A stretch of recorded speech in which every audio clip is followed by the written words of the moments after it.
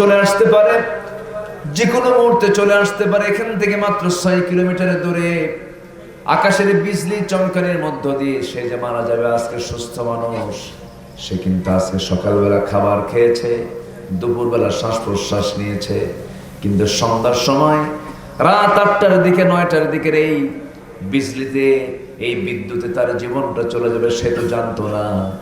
সেই লোকটা না মরে তো আমিও মরতে পারতাম, আমার জীবনও চলে যেতে পারতো, আমি আপনি যে কোনো সময় দুনিয়া থেকে বিদায় নেব। কিন্তু বিষয়টা হলো, সব প্রাণীর মৃত্যুর উপরে কোনো হিসাব নাই, কিন্তু একমাত্র মানুষকে মহান রব্বুল আলামিন একটা লক্ষ্য নিয়ে দুনিয়াতে পাঠিয়েছেন। আমার বন্ধুরা, আমাদের জন্য দুইটা কাল, একটা হলো ইহকাল, আরেকটা হলো পরকাল। আমরা সুন্দর করার জন্য চেষ্টা করব, সর্বাত্মক ইহকাল না পরকাল। আস্তে করে ইহকাল না পরকাল, পরকালকে সুন্দর করতে হবে। ওই পরকালের জন্য আমি কি করলাম? আল্লাহ কি দরদ দিয়ে জায়গায় বলছেন, ইয়া আইয়ুহাল্লাযীনা আমানু তাকুল্লাহা ওয়াল তানজুর নাফসুম মা قدمت لغد واتقوا الله إن الله خبير بما تعملون جل الله أكبر ইমানদারেরা, তোমরা আল্লাহকে ভয় করো এবং লক্ষ্য করো আগামী দিনের জন্য তুমি কি জমা করতেছো, আগামী দিনের জন্য তুমি কি নিয়ে আসতেছো। আল্লাহর কাছে তোমার সাক্ষাৎ করতে হবে। ওয়াত্তাকুল্লাহ, কিন্তু একটা সাবধান জেনে রেখে দিও, তুমি যা কিছু করছো সমস্ত খবর কেউ না জানলেও জানেন যিনি, তিনি আমার কে। আল্লাহ সব খবর নিচ্ছেন তোমরা কি আমল করতেছো। আল্লাহ চান তোমার আমল নামাটা ভারী হয়ে ডান হাতে আমল নামা নিয়ে তুমি আল্লাহর সামনে হাজির হও, আমার সামনে হাজির হও। আল্লাহ পাক এটাই চান।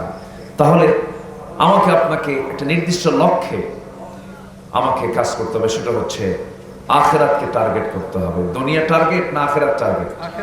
বলেন, দুনিয়া টার্গেট না আখিরাত টার্গেট? আমরা দুনিয়া চাই না আখিরাত চাই?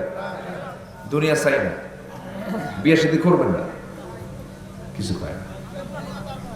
বলেন, আমরা আখিরাত চাই না দুনিয়া চাই?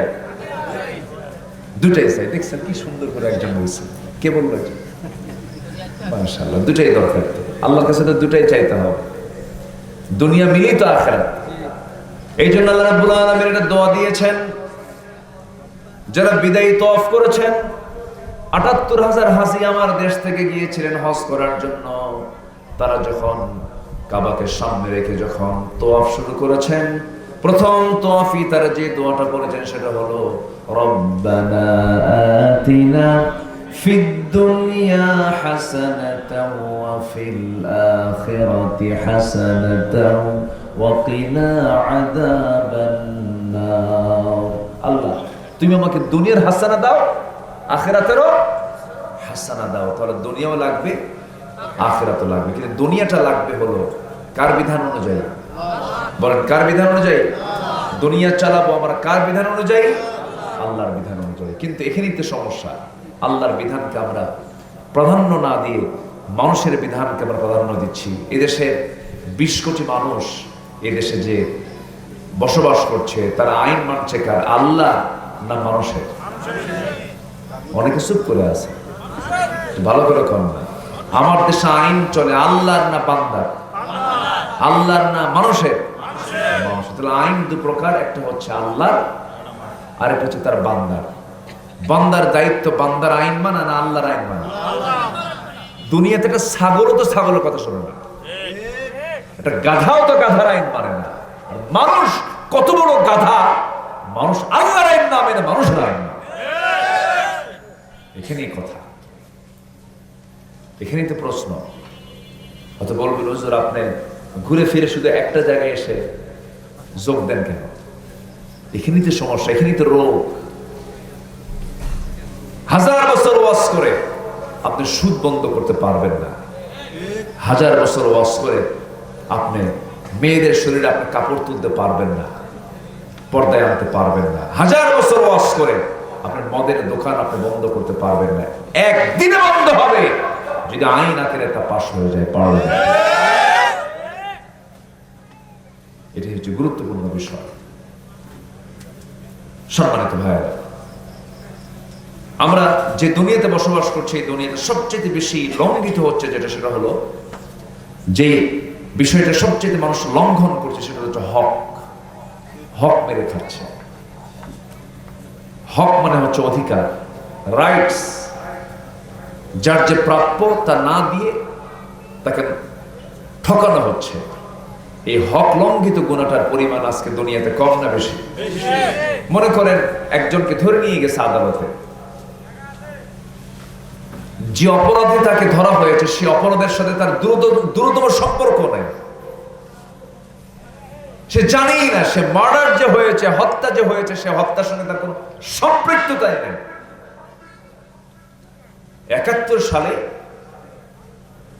আল্লামা সাঈদীর বিরুদ্ধে মামলা হলো যে ৭১ সালে বাড়ি ঘরে আগুন ধরায় দিয়েছেন এবং ধর্ষণ করেছেন, গরু ছাগল মহিষ চুরি করছে, এরকম মামলা দিয়েছে।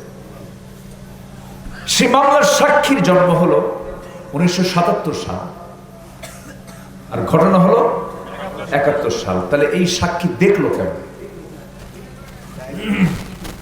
রুহের জগৎ থেকে দেখছে।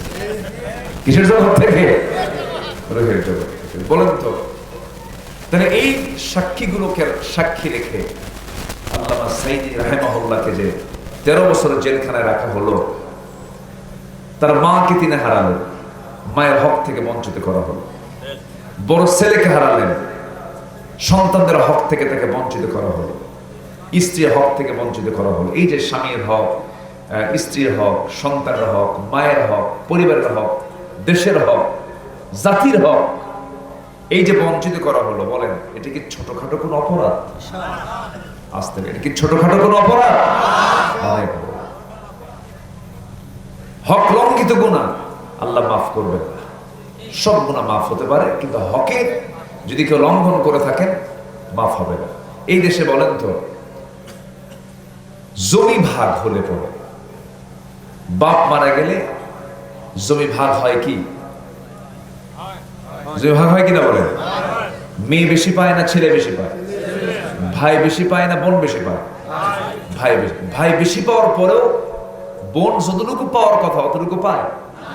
কি করে? হাজী সাহেব হজ করছে ৩৬ বার। কয়বার? কয় ডজন হলো? ৩ ডজন। ৩৬ বার হজ করছে, কিন্তু বোনকে সম্পদ বোঝায় দেয় না। এরকম হাসি মনে হয় পঞ্চগড়ে নেয়। মনে মনে ভাবতেছেন, হুজুর কি যে দিচ্ছেন আজকে আপনি, ওয়াজ এগুলো, ওয়াজ তো এগুলোই দরকার। আপনি হারাম আগে ছাড়েন, সূত্র হারাম ছাড়েন, জান্নাত বুঝে নেন, চোখের পানি ফেলে লাভ নাই। কি কথা কি বোঝা গেল? অরিজিন বিষয়। খেলে ওয়াজ শুনলাম, চোখের পানি ফেললাম, বক্তাও কান্দে, শ্রোতাও কান্দে। কান্না ফেরানি করার পর যখন বলা হলো ওয়াজ কি শুনলেন, হুজুরও কান্না আমিও কান্নাম, কিছুই বুঝি নাই। ওই কান্নাকাটি করে লাভ নাই। ছোট্ট বাচ্চা, মেয়ে ৮ বছর বয়স, কাঁদতেছে, তো মা যে বলে, মা তুই কান্দিস কেন? আরো কান্দে। তো মেয়ের কান্না দেখে মাও কান্দে, মেয়ে মার কান্না দেখে আশেপাশের যত মহিলা আছে সব এসে এরাও কান্দে। মেয়েদের কান্না তো একটু বেশি হয়, আল্লাহ পাক তাদের মধ্যে মায়া দয়া বেশি দিচ্ছে। তো এক গ্রুপ কান্নাকাটি করে শেষ। আর সবাই মিলে বলতেছে, মা তোমার জন্য তোমার মা কাঁদলো, আমরা সবাই কান্না, কিন্তু কান্নার তো কারণ বুঝলাম না। মেয়েটা বলতেছে, ৮ বছর বয়সে মেয়ে বলে, মা আমার কান্নার কারণ হলো আমার বয়স এখন ৮ বছর, আমার যখন ১৬ বছর হবে তখন আমার বিয়ে হবে, বিয়ে হওয়ার পর একটা বাচ্চা হবে, সেই বাচ্চাটা ছেলে সন্তান হবে, ওর বয়স যখন ৮ বছর হবে, ও যদি মইরা যায় আমি থাকবো কেন, এই জন্য কাঁদবো। কি কথা কি বুঝতেছে? এমনিতে কেনতে লাভ নাই, আগে হারাম ছাড়ি, আগে বোনকে সম্পদ বুঝাই দেই, ঠিক কিনা বলেন? বোনকে সম্পদকে বুঝাই দিই, জান্নাতের রাস্তা ক্লিয়ার হবে। আর বোনের হিসাব ক্লিয়ার হবে না, জান্নাত আটকা পড়ে যাবে, জান্নাত হবে না। আল্লাহ রাব্বুল আলামিন বলেন, ইউসিকুমুল্লাহু ফি আওলাদিকুম লিয-যাকারি মিসলু হাযযিল উনসায়াইন। ছেলে যা পাবে মেয়ে তার অর্ধেক পাবে। পঞ্চগড়ের হাজী সাহেব দুনিয়া থেকে বিদায় নিয়েছেন, ছেলে রেখে গেছেন 2 জন, মেয়ে রেখে গেছেন 4 জন, 50 বিঘা জমি রেখে গেছেন, ছেলেরা 2 জন পাবে হলো 25 বিঘা, মেয়েরা পাবে 25 বিঘা। কয় ভাগ হবে? 2 ভাগ 2 ভাগ, 4 বোন 2 ভাগ হবে, 2 ভাই 2 ভাগ পাবে, 25 মিলে যাবে। এটাই হলো নিয়ম। আল্লাহ ফরজ হুকুম করে দিয়েছেন। ওই আয়াতের শেষে বলে দিয়েছেন তিলকা হুদুদুল্লাহ, সাবধান, এগুলো কিন্তু আমি আল্লাহ, আমার আল্লাহর সীমা, এই সীমা লঙ্ঘন করবা না। সীমা লঙ্ঘন করবা তুমি, বোনের সম্পত্তি মেরে খাবা, 2 কোটি টাকার সম্পদ তুমি বোনের মেরে খাইছো, আমি আল্লাহ এমন রব তোমার পেটের মধ্যে ছোট্ট একটা টিউমার দেব যার দাম হবে 4 কোটি টাকা। কয় কোটি? 4 কোটি। মানে 2 কোটি পায়, আরো 2 কোটি নামাবে। ক্যান্সার হবে, এই হবে, ওই হবে, শান্তি পাবেন না। এই জন্য যার যা দরকার, যার যা পাওনা, যার যা হক বুঝায় দেন, জান্নাত বুঝে নেন। আজকে আমার আলোচনার সাবজেক্ট হচ্ছে হক। আলোচনার সাবজেক্ট কি? হক, অধিকার, যার যা প্রাপ্য। আল্লাহর হক আছে না নাই? আল্লাহর হক হচ্ছে নামাজ না পড়া। এই জাতি যদি হক নষ্ট করে, সবচেয়ে বেশি হক নষ্ট করে কার? আল্লাহ। নামাজ পড়ে না বিড়ি খায়? নামাজ পড়ে না বিড়ি খায়? আচ্ছা, নামাজ বেশি পড়ে না বিড়ি বেশি খায়? ভাত বেশি খায় না বিড়ি বেশি খায়? একবেলা ভাত না খায় সমস্যা নেই, কিন্তু বিড়ি, এটা রুটিন, কখনো মিস হবে না। চরম বিড়ি খায়, বিশেষ করে রংপুর অঞ্চলের মানুষ। তো রংপুরে তো তামাকের আবাদ মনে হয় খুবই কম। আমি বছর 20 আগে হারাগাছ এসেছিলাম। হারাগাছ একটা এলাকা আছে, নাম শুনছেন না? সব বিড়ির এলাকা। প্রথম 20-22 বছর আগে আসি, আমাকে দাওয়াত করলো। মাহফিল শেষ করার সময় দোয়া করবো আমি। একজন এসে বলতেছে, হুজুর একটা দোয়া। কি? আমাদের মাহফিলটা বিড়ি ফ্যাক্টরির উদ্যোগে। জানতাম। তো বলেন, আস্তে আস্তে বলতেছে, খানা খানা বলতেছে, হুজুর একটু যেন ফ্যাক্টরির যেন বরকত হয়, দোয়া করে। শোনার পরে বললাম, ভাই দোয়াটা আপাতত স্থগিত থাক, পরে দেখা যাবে। গেছি তো মাহফিলে, বুঝেন না কি বলবো? যেটা হারাম, যেটা আমার আপনার জন্য বৈধ না, সেটা কি কখনো দোয়া করা যেতে পারে? আচ্ছা, বিড়ি খাওয়ার দোয়া কত? বিড়ি খাওয়ার দোয়া বিসমিল্লাহ, দোয়া বলা যাবে? আপনি কি বলতে পারবেন বিসমিল্লাহ ওয়া আলা বারাক, আল্লাহ তুমি বিড়ির উপরে বরকত দিও, এই দোয়া করতে পারবেন আপনি? পারবেন। দোয়া করো তো, উপায় নেই। তামাক গাছগুলো এত সুন্দর পাতা, এত বড় বড় পাতা, এত সুন্দর দেখা যায়, টসটসে একদম সবুজ পাতা, একদম মানে মাঠ ভরা, এত সুন্দর দেখা যায়, সবুজে সবুজে মাঠ ভরা। আমি একদিন ভেড়া মারা দিয়ে যাচ্ছিলাম, কুষ্টিয়া, ওইদিকেও আবাদ হয় তামাকে। তা আমি এক লোককে ডাক দিয়ে বললাম, ভাই এই মাঠকে মাঠ লাগানো আছে এই তামাকের গাছ, এগুলোতে বেড়া নাই, কিছু নাই, গরু ছাগল খায় না, কুত্তাও খায় না। কি কথা, কি বলতেছেন? কুত্তাও খায়। হয়তো ভাবতেছেন, হুজুর এইরকম করে বলতেছেন, এই তো শেষ হয়ে গেল। তাহলে তামাকের পাতার ক্ষতিকর দিক গরু বোঝে, ছাগল বোঝে, ভেড়া বোঝে, চতুষ্পদ জন্তু বোঝে, 4 পা বোঝে। কয় পা বোঝে না? উলাইকা কাল আনআম বাল হুম আদাল। এরাই হলো চতুষ্পদ জন্তু, অথবা এর চেয়ে নিকৃষ্ট। এত খাওয়া খায়। পান খান, পান খেতে কোনো আপত্তি নেই, পান আমি খেতে মানা করি না। কারণ বুড়া মানুষ হয়ে গেলে মুখে একটু বমি বমি ভাব আসে, খারাপ লাগে। পান খান, পান খেতে হয়তো 2টা 3টা 4টা খেলেন পান। কিছু লোক আছে পানের উপরে পান, পানের উপরে পান, মানে ছাগলার কত চাবায় তার চেয়ে বেশি চাবায়। আছে না নাই বলো? এটা কেন? ঘুমের মতো চাবায়, লিমিট করে খান। আচ্ছা, পান খান সমস্যা নাই, কিন্তু পানের সাথে আবার হাকিমপুরের রহমতুল্লাহ আলাইহি কেন? এটাও করা যাবে। আমি সুপারি গাছ দেখছি তো, খুব ঘন ঘন সুপারি গাছ দেখছি, এই জন্য এই কথাটা মনে হলো। সুপারি থাকলে তো পানের সম্পর্ক থাকে, তাই না? আমরা যেগুলো আমার আপনার জন্য ক্ষতিকর, এগুলো আমার দেহের যা হক আমি নষ্ট করে ফেললাম। ওয়ালা তুলকু বিআইদিকুম ইলা তাহলুকা, নিজকে তুমি ধ্বংসের দিকে ঠেলে দিতে পারবা। এই দেহকে আমার যত্ন নিতে হবে, দেহকে নষ্ট করা যাবে না। এই দেহের ব্যাপারে প্রশ্ন আছে না নাই বলেন তো? সুম্মা লাতুসআলুন্না ইয়াওমাইযিন আনিন নাঈম। প্রত্যেকটা নিয়ামতের ব্যাপারে প্রশ্ন করা হবে। আমি তোমাকে লাঞ্চ দিয়েছিলাম, লাঞ্চটা পচাইছো কেন? বিড়ি খেয়ে নষ্ট করছো কেন? জবাব দিতে হবে না? অবশ্যই জবাব দিতে হবে। কোন হক নষ্ট করা যাবে না, হকগুলো আদায় করতে হবে। আল্লাহ রাব্বুল আলামিন সুন্দর করে কোরআনে কারীমের বিভিন্ন জায়গায় হকের ব্যাপারে বলেছেন, যেমন তার হকের ব্যাপারে বলেছেন সূরা বনী ইসরাঈল।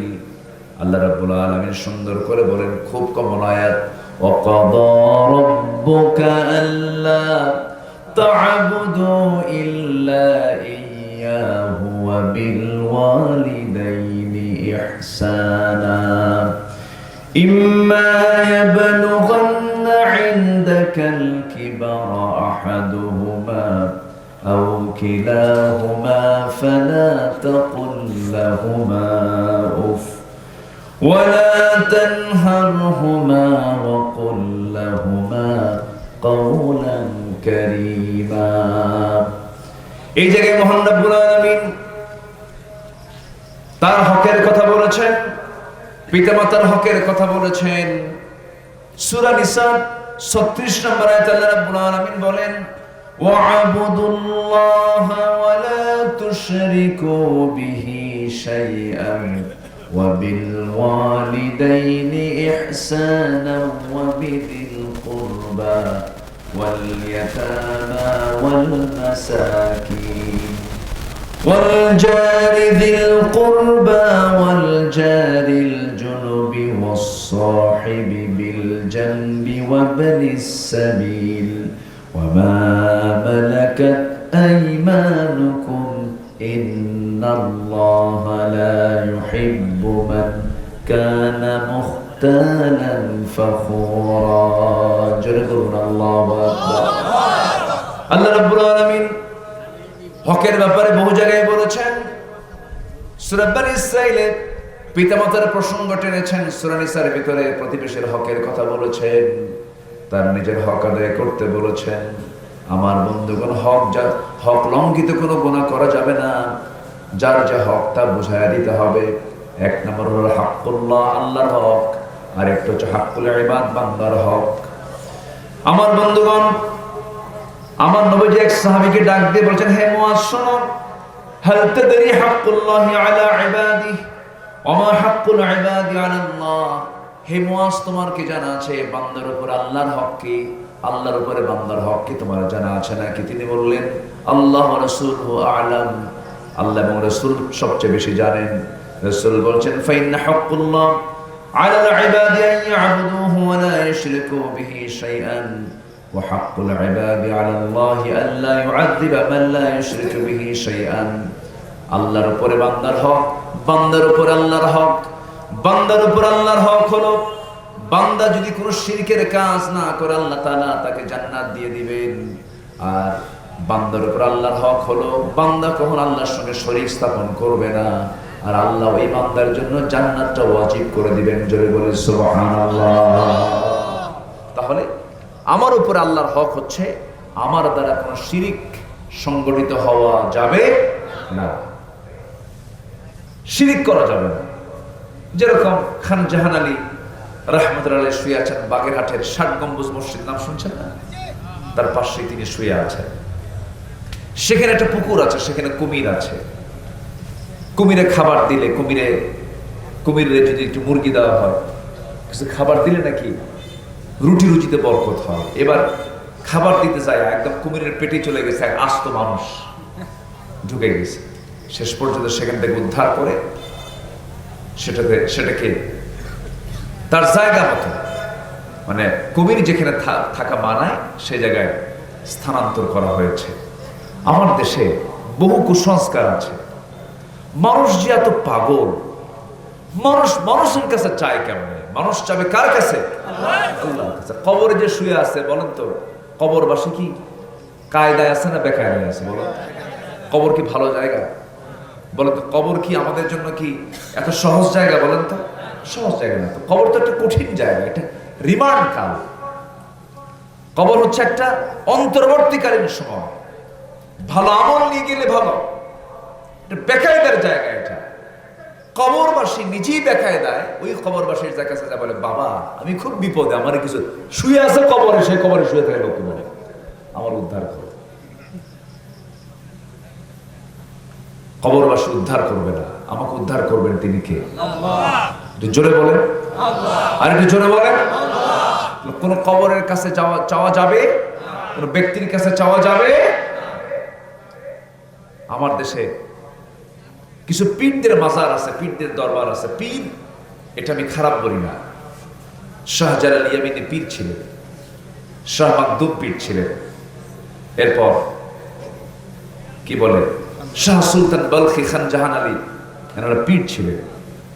খাজা মাইনুদ্দিন চিশতি রাহমাতুল্লাহ আলাইহি আজমির শরীফে শুয়ে আছেন, উনিও পীর ছিলেন। কিন্তু ওনাদের যে দরবার ছিল সেখানে তাদের এক হাতে থাকতো তরবারি, আর এক হাতে থাকতো হলো তসবিহ, কোরআন থাকতো। রাজা পৃথ্বীরাজকে মোকাবেলা করেছেন, রাজা গৌর গোবিন্দকে শাহজালাল পরাজিত করেছেন, মোকাবেলা করেছেন। আর এখনকার দরবারে আমার কিছু দরবার পাই, দেশ কোথায় গেল কি হলো ওই দিকে কোনো নজরদারি নেই, শুধু মুরিদ বাড়াও। এমন মুরিদ পীর সাহেব নিজে দাঁড়ালে পীর সাহেব পর্যন্ত মুরিদের ভোট পায় না। আসতে কোন কেন? আসতে কোন কেন? মানে মুরিদ এমন হয়েছে যে মুরিদ, হুজুর আমি আপনার মুরিদ হতে পারি কিন্তু ভোট আপনারে দেব না। মানে পীরেরও সাইজ নাই, মুরিদেরও সাইজ নাই। আমি পীরকে আমি কটাক্ষ করছি না, পীরকে আমি মহব্বত করি, আবার ভুল বুঝবেন না। আমি পীরকে শ্রদ্ধা করি, কিন্তু যে পীরের মুখ থেকে হকের পক্ষে কথা আসবে না, বাতিলের বিরুদ্ধে কণ্ঠ উচ্চ হবে না, ওটা পীর জাদা না, এটা হারাম জাদা। এটা মাথায় রাখতে হবে। বহুদিন আগে এক মাহফিলে গেছি, মেবি কুমিল্লার দিকে। এক পীর জাদা উনি দাওয়াত পেয়েছেন মাহফিল, আমিও দাওয়াত পাইছি। তো আমাদের এক রুমে ঢুকাইছে, সালাম দিলাম, বয়স্ক মানুষ, উত্তর নেয় না, আওয়াজ খুব স্লো। কিছু লোকের অভ্যাস আছে কিন্তু এরকম, সালাম দিলে উত্তর নেয়, আসসালাম আলাইকুম, এরকম আছে না কিছু বেকুব টাইপের লোক এগুলো। তোর জন্য আল্লাহর পক্ষ থেকে সালাম চায়, আসসালামু আলাইকুম ওয়া রাহমাতুল্লাহ, আল্লাহর রহমত তোর উপরে দেয়, আছে কিনা বলেন? বেয়াদব এগুলো সব। আফসুস সালাম, বেশি করে সালাম দাও, নিজের সন্তানকে বেশি সালাম দাও, নিজের বউকে বেশি সালাম দাও। রহমত তো আগে বউয়ের দরকার, সন্তানের দরকার। অনেকে বলে হুজুর বউকে আবার সালাম দেওয়া লাগে, এরকম বেকুব কিছু আছে না বলেন তো? বউকে আপনার বউয়ের জন্য রহমত দরকার আছে না? বউয়ের উপরে সালাম হোক, আল্লাহর রহমত বসে দরকার আছে না বলেন? কু আনফুসাকুম ওয়া আহলিকুম নারা। আপনি ওই জন্য উদ্দেশ্যে সালাম দিবেন না তো, আপনি সালাম দিবেন আসসালামু আলাইকুম মানে কি আল্লাহ তোর উপর শান্তি দিক, এত ক্যাসাল করিস কেন? কি কথা বলছেন? সালাম দিবেন, বউ ঠান্ডা হবে না, কে ঠান্ডা হবে? সালাম দিলেই ঠান্ডা হবে। সালাম না দিয়ে আপনি ঠান্ডা করতে পারবেন? সালাম দেন। তবে সালাম দিলাম, উত্তর দিল না তেমন করে। তাই বললাম হুজুর আপনার পরিচয়? আমি অবক পীর জাদা। এই বলি চুপ। কিছুক্ষণ পর আমাকে বলল আপনার পরিচয় কি? আমি হলাম নবী জাদা। কি কথা কি বুঝতেছেন? তুমি আমার দিকে এবার চোখ বড় করে তাকায় বলে আপনি নবী জাদা মানে কি? বুঝলাম, হ্যাঁ আপনার বাপ যদি পীর হয় তার ছেলে আপনি পীর জাদা, আমার বাপ আদম নবী, আমি তার ছেলে, আমি হলাম নবী জাদা, আমার 1 ডিগ্রি বেশি যায়, ঠিক কিনা? ওয়ালাকাদ কাররামনা বানি আদম, আমি আদম সন্তানকে সম্মান দিয়েছি, সব আদম সন্তান সম্মানিত। সে জুতা সেলাই করুক আর লোহা পেটায় খাক, সব আমার কাছে সম্মানিত। যারা কোন সুবহানাল্লাহ। ওয়াজআলনাকুম শুউবান ওয়া ক্বাবাইলা লিতাআরাফু। উঁচু নিচের সমস্ত প্রাচীরকে ভেঙে চুরমার করে দিয়েছেন মুহাম্মদ সাল্লাল্লাহু আলাইহি ওয়াসাল্লাম। নবীর মুয়াজ্জিন হচ্ছেন বেলাল। গোলাম যেটা গোলাম, বাপও গোলাম, ছেলেও গোলাম। কালো কুসকুসে মানুষ, তাও আরবের না, বাইরের মানুষ, আফ্রিকার মানুষ।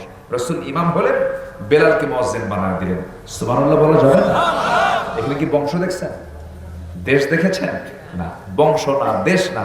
ইন্না আকরামাকুম ইনদাল্লাহি আতকাকুম। আমার বন্ধুগণ, এই জন্য আল্লাহর হক আদায় করতে হবে। সুন্দর চেহারা কোনো কাজে আসবে না। আবুল আহাবের চেহারা অনেক সুন্দর ছিল, ব্যাখ্যায় পাওয়া যায় আমার নবীর চেহারার দিকে তাকালে আবুল আহাবের চেহারার দিকে তাকালে মিল পেয়ে যেত, কারণ চাচা ভাতিজার সুন্দর চেহারার মিল ছিল। নবীর চেহারার সঙ্গে আবুল আহাবের চেহারা মিলে যেত।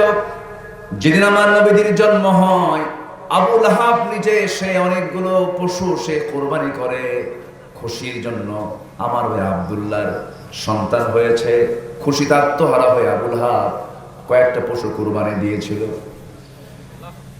আমার বন্ধুগণ, বংশ এক, চেহারাও এক, সব দিক এক ছিল, কিন্তু যে জিনিসটা মূল দরকার সেটা হলো ঈমান। সেই ঈমানটা ছিল না।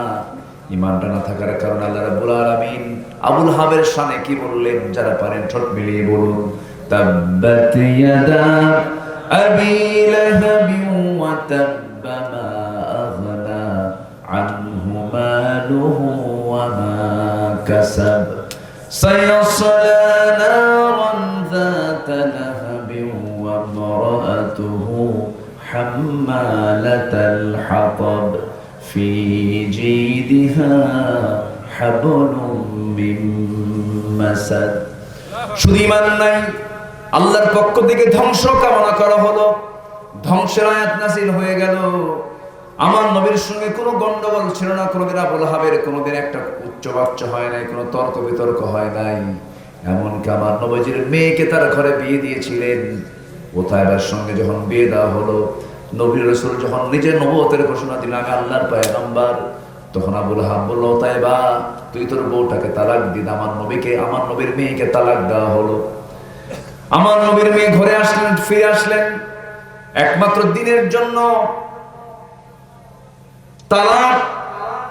তালাক দিয়ে ওতাইবা যখন আমার নবীর মেয়েকে যখন নবীর ঘরে পৌঁছায় দিলেন, যখন তিনি চলে আসলেন, তার মেয়ে যখন আমার নবীর ঘরে তার মেয়ে যখন চলে আসলো, শুধু চলে আসলো না, আমার নবীর এখানে সংবাদ চলে গেছে ওতাইবা নাকি রাসূলকে খুব গালিগালাজ দিয়েছে, বিভিন্ন ভাবে খারাপ বাক্য উচ্চারণ করেছে, নবীর শানে বহু গালিগালাজ গালমন্দ করেছে।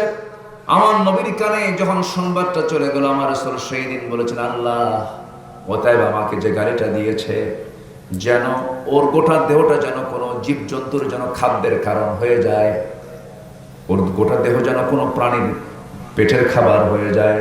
আমার নবীজির দোয়া শুধু চাইতে দেরি, কবুল হতে দেরি নাই।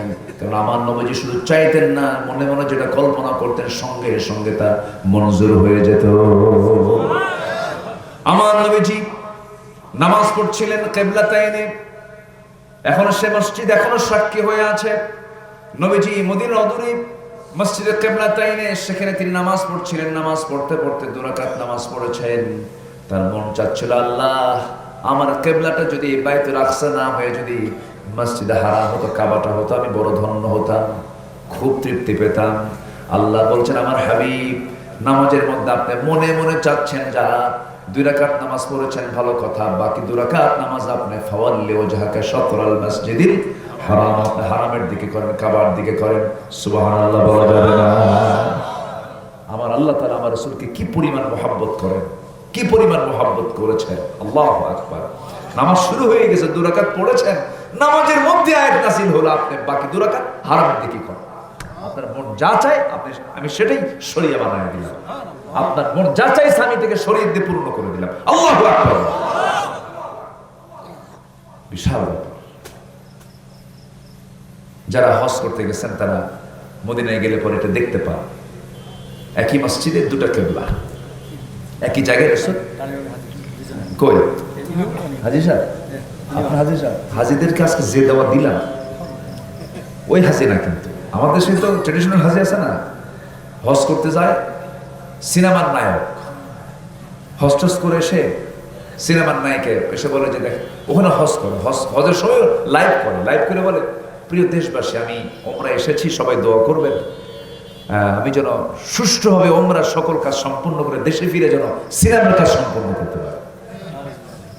এরকম হাসি আমার দেশে আছে। ওদেরকে বলেছে, আপনাদেরকে বলে নাকি? আমি কি আলোচনা চালাবো ভাই? কারো কোনো সমস্যা নাই তো? এখানে কে কি দিয়ে গেল? এখানে কি যেন দিয়ে গেল নাকি?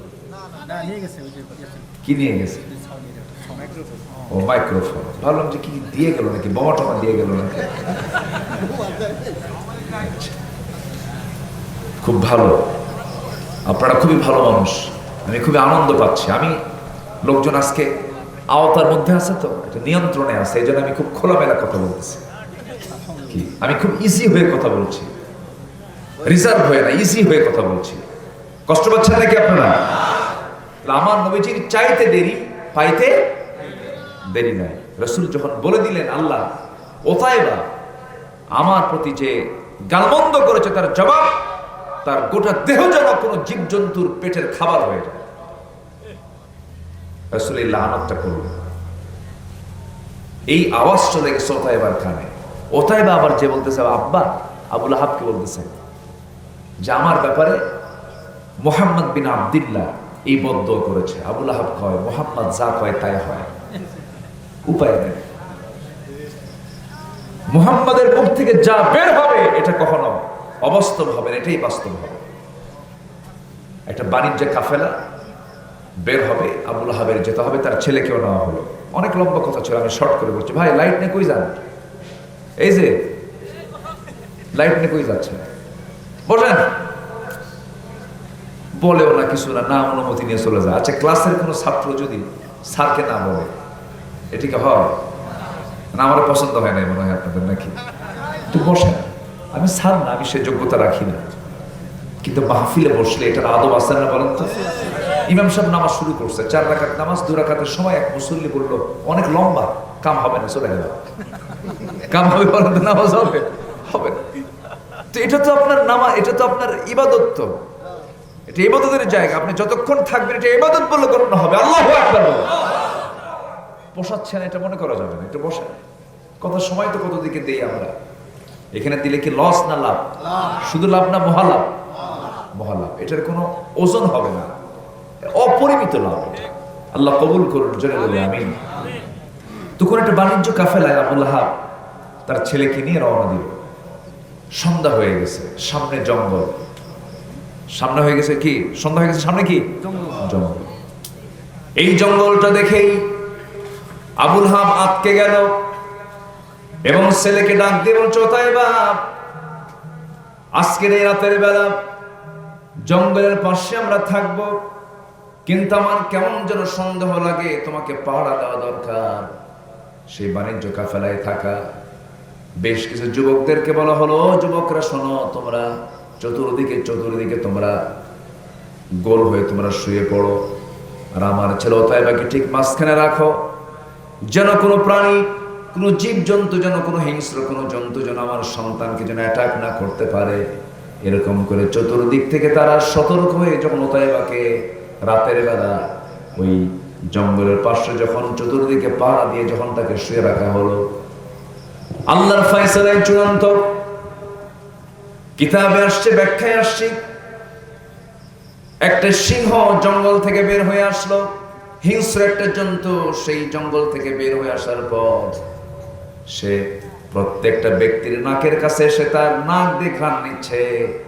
কাউকে অ্যাটাক করে নাই, কাউকে অ্যাটাক না করে মূল টার্গেট যেটা ছিল রাসূল যে বদ্ধ করেছিলেন, সেও তার কাছে গিয়ে লাফ মেরে পড়ে তাকে কয়েক মুহূর্তের মধ্যেই তাকে ছিঁড়ে টুকরো টুকরো করে দুনিয়া থেকে বিদায় করে দেয়। আমার বন্ধুগণ, এই প্রসঙ্গ যখন চলে আসলো, আমার দেশে 71 সালে দেশ স্বাধীন হয়েছে, আজকে 56 বছর চলে। একজন না দুজন না তসলিমা নাসরিনদের কাতারে থাকা আত্মস্বীকৃত নাস্তিক রাসূলকে নিয়ে বাজে কথা বলেছে, আল্লাহকে নিয়ে বাজে কথা বলেছে, আল্লাহর আইনকে নিয়ে বহু বাজে কথা বলেছে। এই পর্যন্ত আমার দেশে বহু আইন সংশোধন দেখলাম, বহু আইন সংস্কার দেখলাম, বহু আইন রচনা দেখলাম। আমাদের সবচেয়ে প্রাণের দাবি, আমাদের প্রাণের চেয়ে প্রিয় আমাদের কলেজার চেয়ে প্রিয় সে রাসূলকে যারা গালি দেবে, এমন আইন আমরা দেখতে চাই। রাসূলকে নিয়ে যারা বাজে কথা বলবে, কোনো সিদ্ধান্ত নেওয়ার আগেই এই সিদ্ধান্তটা নেওয়া উচিত ছিল মুসলমান হিসাবে। আমরা এমন আইন দেখতে চাই, সামনে যে আইন যত সংস্কার হবে তার প্রথম সংস্কারটা যেন এমন হয়, আমার দেশে কোনো ব্যক্তি যদি রাসূলকে গালি দেয় তাকে প্রকাশ্যে দিবালোকে দুনিয়া থেকে চোখের সামনে বিদায় করতে হবে। এটা চান কারা কারা? কারা কারা চান? হাত উঁচু করে দেখা।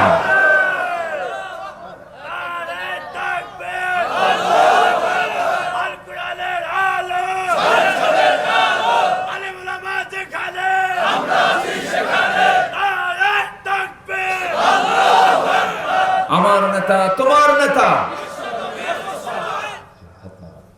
রাসূলকে নিয়ে বাজে কথা বলে, কোনো বিচার হয় না।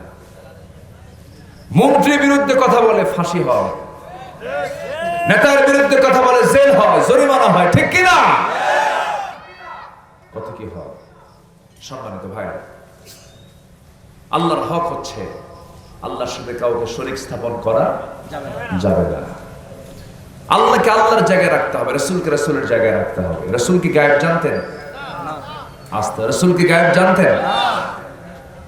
জাকির ভাই কই যান? আপনি কই যাচ্ছেন? খাবার টাবার হয়েছে? আপনাদের জন্য কিন্তু খাবার আছে, কিন্তু সবাই থাকেন। গরম না ঠান্ডা? গরম না ঠান্ডা?